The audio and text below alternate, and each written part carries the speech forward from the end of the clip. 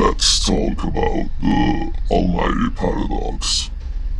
This concept is a human construct, envisioning a higher and seemingly unattainable power that can do everything yet lacks coherence. Numerous gods aspire to be the God, the Lord, a striving for supremacy. However, all gods are spirits with specific limitations, particularly within the framework of monotheistic religions such as Christianity or Islam.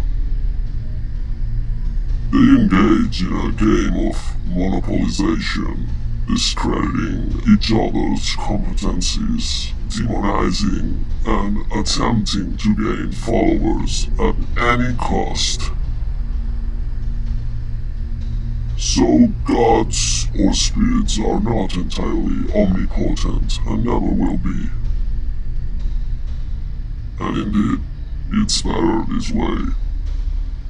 Omnipotence is a mere dissolution. It's better to possess and control 99% of possible power than to exceed 100%. Gods don't want to be diluted in Akasha or Ahriman, existence and void. Upon studying each god and spirit, considering their background, interactions, and stories, one doesn't have to be exceptionally insightful to notice that they cannot do everything. There are always certain lines and limits. I'm not stating that they lack great power or the ability to perform various miracles. They can certainly do much more than a common human in many areas. However, they cannot do all. Can your almighty God create a stone so big that he cannot lift?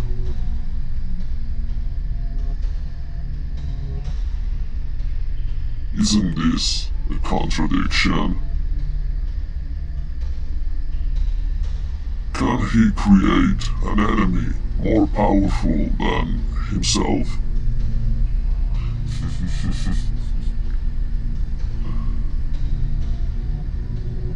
Total omnipotence is bullshit. Hyperpotency is better. It's all about expression of power, growth, focused extension and awareness, present and dimensional consciousness.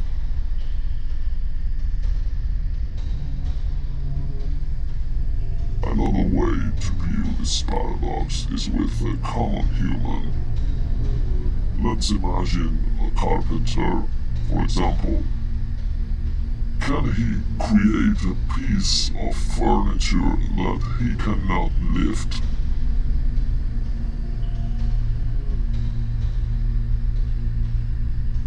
We agree, he can. This has already happened and is entirely possible, right? Although the concept of an omnipotent God appears solid, it shatters when we realize that this hypothetical God cannot create a piece of furniture so heavy that he cannot lift it. The same stone we were discussing earlier. Therefore, a common human will be capable of creating something that this imaginary God could not.